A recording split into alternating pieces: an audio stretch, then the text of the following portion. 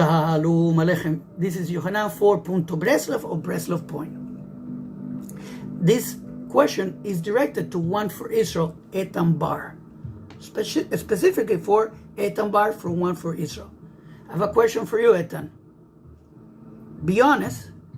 What tribe was Jesus? How did Jesus get a tribe? That's a good question, no? What tribe was Jesus? According to the Bible. Okay, we're going to learn a little bit. According to the Tanakh, I'm talking about. Don't be romantic. We're looking for truth. Okay, for those who don't know, One for Israel is a missionary organization that dedicates millions of dollars to convert Jews into idolaters. Terrible organization. But they got a lot of funding by Christians. Fine. So I got one question for one of his founders, Eitan Bar. How did Jesus get a tribe? I think it's a fabulous question. And I think it's a fundamental question to see if Jesus was somebody. Someone they claim to be. We're going to start from there. Okay. One for Israel. This is for you. Number one, the Messiah is a human being. Adam and Chava had children. From there is going to come the Messiah. Wonderful. Ben Adam, a human being. Eventually we get to Genesis 49. God gives a promise to Yehuda that from him the Messiah is coming. Now, I want you to notice something, Eitan. Yaacov gives tribe to all his sons, not to the daughters.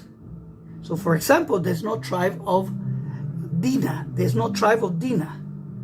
Only the sons got tribes. Fine. Eventually, Numbers, chapter 1, we see that everybody encamped under the flag of the tribe. The paternal flag. That's what he says. Numbers, chapter 1. That's what he says. Tribe, father tribe, sitting down all together. Finding down there. So far we see in the Torah, the tribe gets inherited by the father. Fine. Eventually, we go by Boaz and Ruth. Ruth is a convert. Baruch Hashem. She enters Israel. She has no tribe, obviously. Boaz is from Yehuda. Wonderful. Messianic lineage goes through Boaz. Eventually, we go through Yishai, the father of David. Fine. So we got Yishai and we got David. And eventually we get Shlomo HaMelech, King Solomon. So far, we're noticing that it's a patrilineal lineage for the Messiah to come, because only the Father gives tribes, according to the Living Bible. And I said the Living Bible because till today, you know that, Eitan. I'm sure you've gone to a couple of bar mitzvahs where a kid is a Levi because his father was a Levi, his grandfather was a Levi, his great-grandfather was a Levi, from the paternal side. Because only the father passes tribe.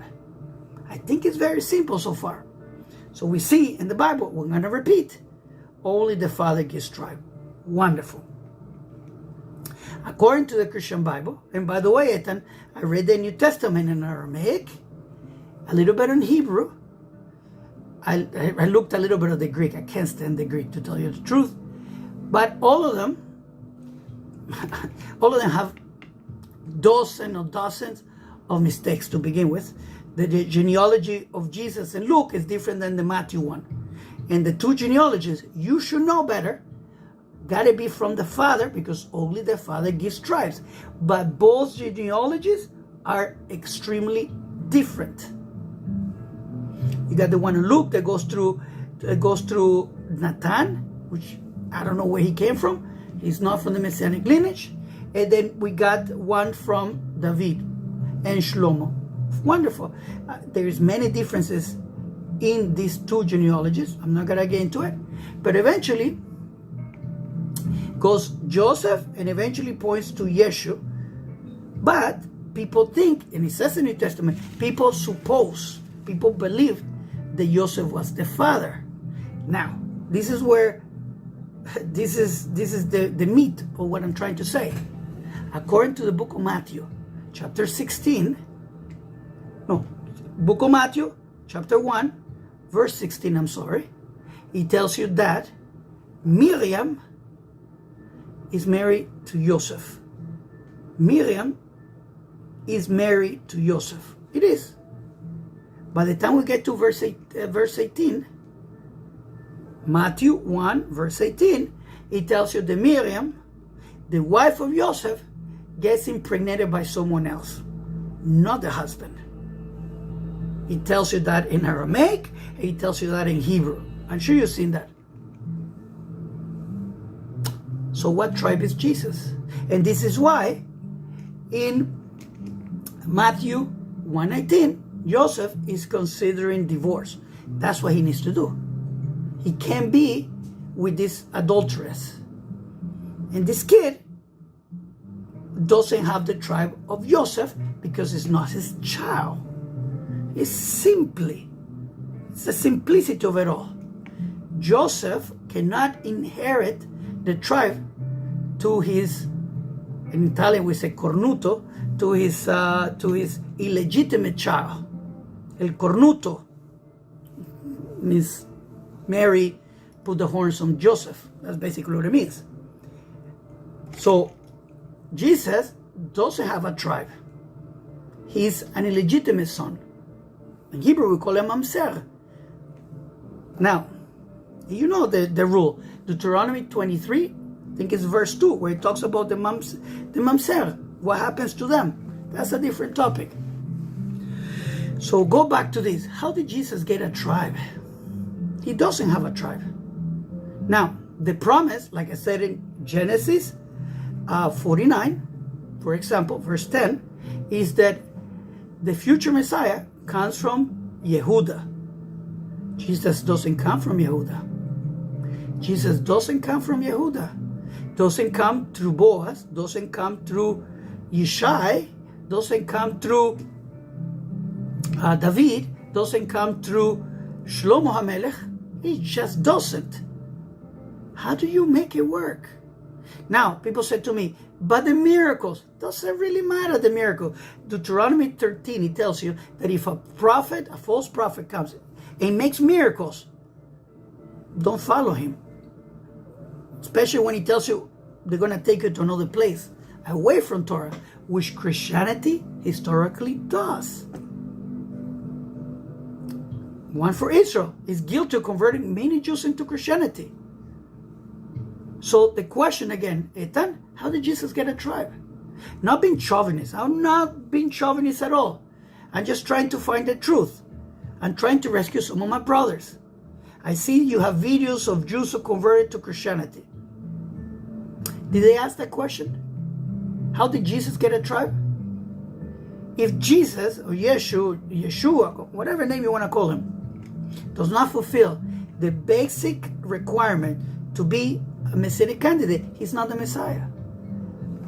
Isaiah 11, verse 1. It becomes the shoot of Yishai.